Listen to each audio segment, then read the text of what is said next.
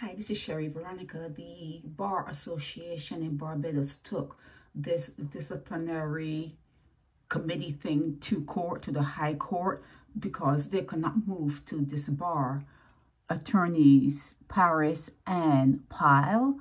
And there are others that went to prison, other attorneys that went to prison. This should be automatic.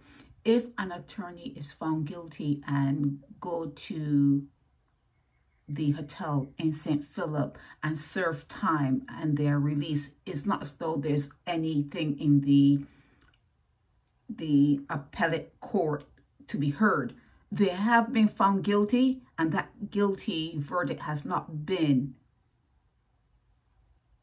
overturned by any appellate process. Okay, so this should be automatic. It should be automatic in the Barbados Bar Association paperwork that if an attorney is found guilty of a crime while they're attorneys, practicing attorneys in Barbados, it should be automatic that they are disbarred. So to think that they had to take the disciplinary committee to a higher court just so that they can have the nod that they can go forward into disbarring these people after judicial review, misconduct proceedings can go ahead against two attorneys.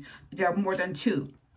There are more than two, okay? Oh, you should know that, and you do know that. But let's start with these two. It should be automatic. Pyle is really like, she's still in court, going before cases before the court. She's still practicing before. I don't know about Cheraine Parris, but Pyle, she doesn't really give a hoot, you know. Yeah, she's a convict, convict, not ex-convict. Convict's always a convict. She was convicted, and once you're convicted, it's always a conviction. So yeah, she's an ex-con, and she's still like representing people, and people, I guess people are just giving her little cases. Nobody's gonna ever give her a whole set of money to hold in no attorneys accountant, because you know that's what got her in prison, because she misappropriated client funds, and money laundering, all that kind of shit came into play.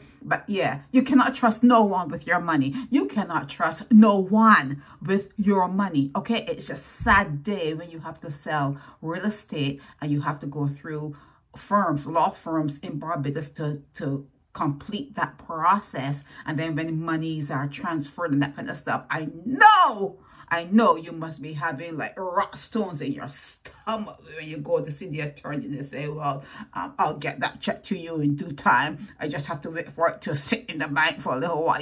Rock stones in your stomach. Don't tell me you don't. You do.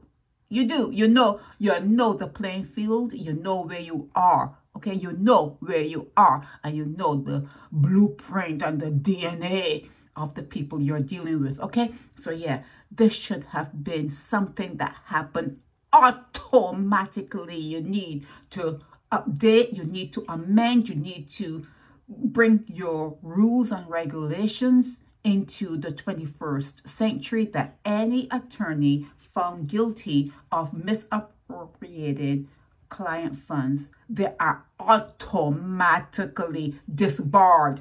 Okay, disbarred. She's not even working as a paralegal. She's still working as an attorney, and the audacity of it. But yeah, this needs to happen. You need to let people know as it goes along. When I want to know when Pyle is disbarred. I want to know when Parris is disbarred, and stop with all this long talk and all this long crap.